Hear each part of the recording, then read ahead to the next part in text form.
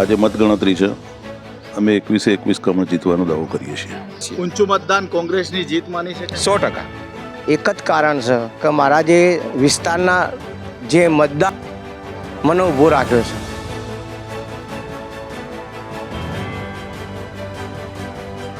નમસ્કાર મિત્રો, આપ જોઈ રહ્યા છો ચક્રવાત ન્યૂઝ. સ્થાનિક સ્વરાજ્યની ચૂંટણીઓનો જંગ જામી ગયો હતો. એ ચૂંટણીના જંગ પછી આજે એના પરિણામો આવી રહ્યા છે. એવી જ રીતે મહેસાણા જિલ્લાના વડનગર અને ખેરાલુ મુકામે આજરોજ મતગણના થવાની રહી છે.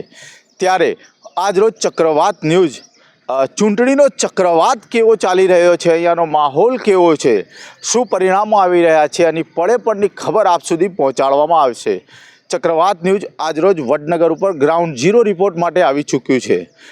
આપ મારી પાછળ જે જોઈ રહ્યા છો ત્યાં આગળ અત્યારે મતગણનાની શરૂઆત થવાની તૈયારીઓ છે. પોલીસની ટીમોને તૈનાત કરવામાં આવી છે. ઉમેદવારો પણ પોતાનું સ્થાન લેવા માટે આવી રહ્યા છે, અંદર જવા માટે.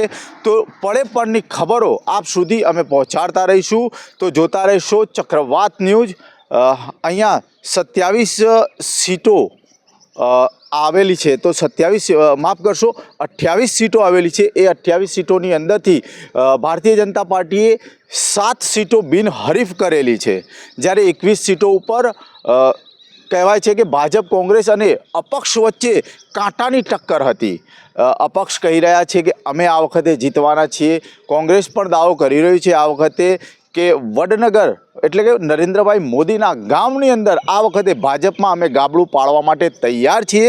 સાથે સાથે ભારતીય જનતા પાર્ટી પણ 28માંથી 28 સીટો જીતવા માટેના દાવાઓ કરી રહી છે. તો આજે ખબર પડશે કે કોનો દાવો કેટલો મજબૂત હતો. મિત્રો, આપણી જોડે કોંગ્રેસના ઉમેદવાર આપણી જોડે ઉપસ્થિત છે, તો જાણીશું શું. રજુજી હીરાજી, કયા વોર્ડની અંદર, વોર્ડ નંબર 3, કયા પક્ષમાં હતા? કોંગ્રેસ પક્ષમાં. શું કહેશો, આ વખતે કોંગ્રેસ કેવી રીતે લડત આપી છે? કોંગ્રેસ સારી રીતે લડત આપી છે અને કોંગ્રેસને સીટો આપશે એવું સારું પરિણામે મળશે. શું લાગે છે, ભાજપ 28 સીટો જીતવાનો દાવો કરી રહી છે? ના જીત્યા 28 આ વખત. કયા મુદ્દા ઉપર તમે ચૂંટણી લડ્યા હતા? લોકોની સમસ્યાઓ આજની સુધી ભાજપે કોઈ કામ કર્યું નહીં અને ગરીબોને બહુ તકલીફ છે. એ બધા મુદ્દાઓ પર અમે ચૂંટણી લડ્યા હતા. કેટલા વોટોથી જીતવાની તમે આશા રાખો છો? વોટોની સરાસરી લગભગ 100-150થી વધુ સરાસરી ના આવે. તો 100 વોટોથી વધુ સરાસરી નહીં આવે એવું કહેવું છે રજુજીનું. તો જીતવાની દાવો કરી રહ્યા છે. હવે જોવાનું રહી. ચૂંટણી પરિણામો ટૂંક સમયમાં અહીંયા હવે શરૂ થવાના છે. ત્યારે આમ આદમી પાર્ટીના વિનોદભાઈ પટેલ પણ અહીંયા આવી રહ્યા છે, તો આપણે એમને પણ મળીશું. શું કહેશો વિનોદભાઈ, આમ આદમી પાર્ટી તમે જ લડ્યા, શું કહેવું છે? હું પોતે વડનગર શહેરમાં વોર્ડ નંબર 2માં એક હિંમતથી અને લોકોના સાથ સહકારથી હું વિજય બનીશ અને લોકો મને વિજય બનાવશે એવો હું વોર્ડ નંબર 2ના સર્વ મતદારોનો આભાર કરું છું. કયા મુદ્દાને લઈને તમે આ ચૂંટણી જંગમાં ઝંપલાવ્યા હતા? વડનગર ચાલી રહેલા જે પાણીનો પ્રશ્ન છે, 12 મહિનાનો વેરો લેવામાં આવે છે અને પાણી આપવામાં આવે છે. ઓતરા દિવસે પાણી આવે છે. અમારી વાત કોઈ સાંભળવા તૈયાર છે નહીં. આમ જનતા આક્રોશમાં છે અને આ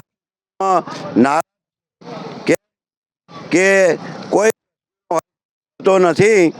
અને આ ગટરો એકલી ગંદકી, નગર બનાવેલા સંડાસ બાથરૂમમાં પણ કોઈ સાફ સફાઈ કોઈ કરવા આવતા.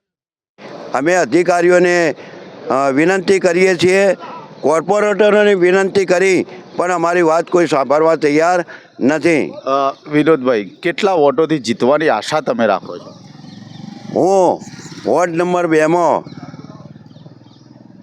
આશરે 100 વોટથી પણ હું જીતીને બતાવીશ.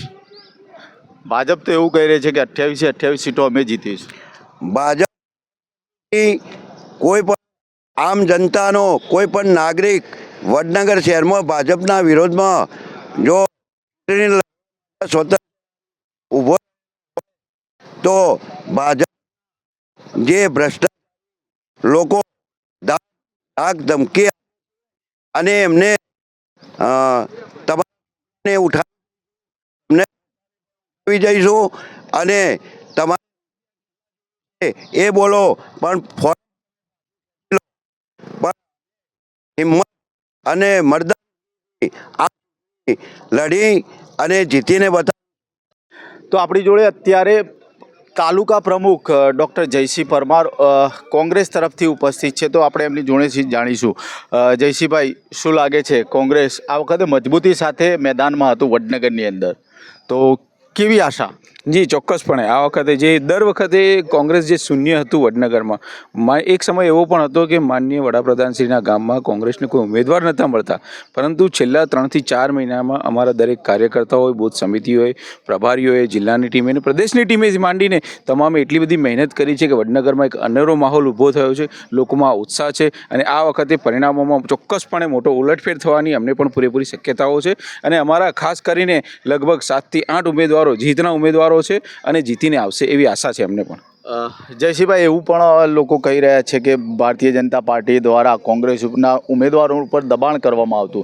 આપે પણ મીડિયા સમક્ષ નિવેદન આપ્યું હતું, શું એ વાતમાં કેટલું તથ્ય લાગે? હા, એ વાતમાં તથ્ય છે. જાહેરમાં આપણે ન કહી શકીએ, પણ હું તમને આજે જાહેરમાં મીડિયાની સમક્ષ કહેવા માંગુ છું, ભારતીય જનતા પાર્ટીએ શામ દામ દંડ ભેદ દરેક નીતિ અપનાવી અને ઉમેદવારોને સૌપ્રથમ તો ખરીદવાનો પ્રયત્ન કર્યો હતો. ઉમેદવારોને ફોર્મ પાછું ખેંચાવડાવવાના પણ ઘણા બધા પ્રયત્ન કર્યા હતા, એમાં એ સફળ ન થયા. તો ત્યારબાદ દરેક મતદારોને ખરીદવાના પણ એ લોકોએ પ્રયત્ન કર્યા હતા. સોશિયલ મીડિયામાં ઘણા બધા એવા વિડીયો પણ વાયરલ થયા છે કે જેઓ મતદારોને ખરીદવાનો પ્રયત્ન કર્યો હતો. તેમ છતાંય મારા કોંગ્રેસના દરેક કાર્યકર્તાઓ, વડીલો અને આગેવાનો અડીખમ, સક્ષમ અને પાર્ટી પ્રત્યે અને ખાસ કરીને વડનગરની જનતાની સેવા કરવા માટેની જે પ્રતિજ્ઞા લીધી હતી એમાં અડગ રહ્યા છે અને એમાં સફળ થયા છે. એટલે આજનો માહોલ એવો છે કે કોંગ્રેસ એક સારું એવું પરિણામ મેળવવા જઈ રહી છે. વોર્ડ નંબર 6 અને 7 એવા 2-3 એવા વોર્ડ છે વડનગરની અંદર જ્યાં ઊંચામાં ઊંચું મતદાન થયું છે, જે કહી શકાય, તો એ ઉપર તમને શું લાગે? હા, વોર્ડ નંબર 6માં સમગ્ર વડનગરમાં સૌથી વધારે 87% જેવું મતદાન થયું છે અને સંપૂર્ણ એમાંથી 80% મતદાન કોંગ્રેસ તરફ થયું છે. કારણ કે લોકોમાં વિરોધ હતો, ભારતીય જનતા પાર્ટીના જે સ્થાનિક આગેવાનો છે એમના પ્રત્યે વિરોધ હતો, અણગમો હતો. 5 વર્ષ સુધી એમને કોઈ કાર્યવાહી નથી કરી. એટલે અમે પ્રજાના કામોમાં આધારે લઈ અને જે પ્રજાની વચ્ચે ગયા છે, જે મુદ્દાઓ મૂક્યા હતા, એ મુદ્દાઓના આધારે પ્રજાને અમને સ્વીકાર્યું છે અને અમને વિશ્વાસ છે કે અમે ચોક્કસપણે વડનગરના દરેક પ્રજાજનોનું દિલ જીતવામાં સફળ રહ્યા છીએ. ઊંચું મતદાન કોંગ્રેસની જીત માની શકાય? 100%. ભારતીય જનતા પાર્ટીના પૂર્વ શહેર પ્રમુખ રાજુભાઈ મોદી આપણી જોડે ઉપસ્થિત છે. રાજુભાઈ, 28 સીટોમાંથી 7 સીટો ભારતીય જનતા પાર્ટીએ બિનહરીફ કરી, 21 સીટો ઉપર જંગ હતો, શું કહેશો? વડનગર નગરપાલિકા સામાન્ય ચૂંટણીનો 21 સીટો ઉપર જે જંગ છે, 7 અમારી બિનહરીફ, તો ટોટલ 28 સીટ છે. આજે મતગણતરી છે, અમે 21 કમળ જીતવાનો દાવો કરીએ છીએ. લોકોના ગટરની સમસ્યાઓને એવું લઈને લોકો મેદાને હતા, વિપક્ષવાળા, તો એ બધાના શું કહેશો તમે? જુઓ, આમ જનતાના કોઈ પ્રશ્નો છે નહીં. આમ જનતા કામગીરીથી સંતોષકારક છે અને જે કંઈ સમસ્યાઓ નાની મોટી છે એ અમે નિકાલ કરવાના પ્રયત્નમાં છીએ અને એ દિશામાં અમે કામ પણ કરી રહ્યા છીએ. પાણીની સમસ્યાનો જે પ્રશ્ન હતો, અમે આખો નવો વોટર પ્રોજેક્ટ ઊભો કર્યો છે અને ઓવરહેડ ટાંકી પણ મંજૂર થઈ ગઈ છે, એની જગ્યા પણ મંજૂર થઈ ગઈ છે અને એ કામકાજ પણ હાલ ચાલુ છે અને ગામમાં પાઇપલાઇન પીવાના પાણીને નાખવાનું કામ પણ ચાલુ છે. તો ગામની અંદર પાઇપલાઇન દ્વારા પાણી આપવાનું ચાલુ છે અને 21 સીટો જીતવાનો પૂર્વ પ્રમુખે વિશ્વાસ વ્યક્ત કર્યો છે. વોર્ડ નંબર 7 અને એ વડાપ્રધાન નરેન્દ્રભાઈ મોદીનું જ્યાં ઘર આવેલું છે એ વિસ્તાર, એ વોર્ડની અંદર અપક્ષ ઉમેદવારી નોંધાવનાર ઉમેદવાર આપણી જોડે છે. શું કહેશો તમે? તો ભારતીય જનતા પાર્ટીના સક્રિય કાર્યકર હતા, અપક્ષ ઉમેદવારી નોંધાવવાનું કારણ? મારું ઉમેદવારી જે પત્ર નોંધાવ્યું છે એક જ કારણ છે કે મારા જે વિસ્તારના જે મતદાર મને ઊભો રાખ્યો છે, મારા મતદારોના કહેવાથી અને મારા ઉપર જે વિશ્વાસ મૂક્યો છે કે આવા સનિષ્ઠ જે ઉમેદવાર છે એવા માણસોની અમારે જરૂર છે, એટલા માટે મેં ફોર્મ ભરી અપક્ષ ઉમેદવાર તરીકે હું ઊભો રહ્યો છું. તમે ઉમેદવારી કરી ત્યારે કોઈ દબાણ કે એવું કંઈ કરવામાં આવ્યું હતું? મારા પર તો કોઈ ઘણી ફોન આવતા હતા, દબાણ તો બહુ થયું હતું, પણ મને એક દુઃખ થયું કે જે 16 તારીખ આગલા દિવસે જે અંદર જે સોદાબાજી થતી હતી, રૂપિયાઓની આન તેન, શામ દંડ ભેદ બધું એમને ઉતારી દીધું હતું. પણ મને એક દુઃખ થયું કે મારા વડાપ્રધાનના વતનમાં અને હું એમનો પાછો એક મારો ગુરુદ્વાર છે, પણ મારા છાતી ઉપર પથ્થર મૂકી અને મારે આ ઉમેદવારી કરવી પડી હતી. શું કહેશો, જીતની આશા કેટલી છે? 100% જીત મારી છે એ નક્કી છે, નિશ્ચિત છે. કેટલા વોટોથી જીતવાની આશા રાખો? એ આશરે 50થી 100ના વચમાં હું જીતી શકું એવું મારા પર વિશ્વાસ છે, મતદારો પર પણ વિશ્વાસ છે. અને મારે જે કંઈ પણ સક્રિય ઉમેદવારી નોંધાયા પછી વિજય થાય તો મારે જનતાનું કામ કરવાનું છે. તો જનતાનું કામ કરવાનું છે અને વડાપ્રધાન મોદી સાહેબ જે કહી શકીએ છીએ એમના વોર્ડની અંદર અપક્ષ ઉમેદવાર નોંધાવનારા મહારાજ આપણી જોડે અત્રે ઉપસ્થિત હતા. હજુ પણ તમને લોકો સુધી અમે પહોંચાડતા રહીશું, ઉમેદવારોના જોડે ઉમેદવારોના રિવ્યૂ પણ તમને આપતા રહીશું. તો જોતા રહેશો ચક્રવાત ન્યૂઝ.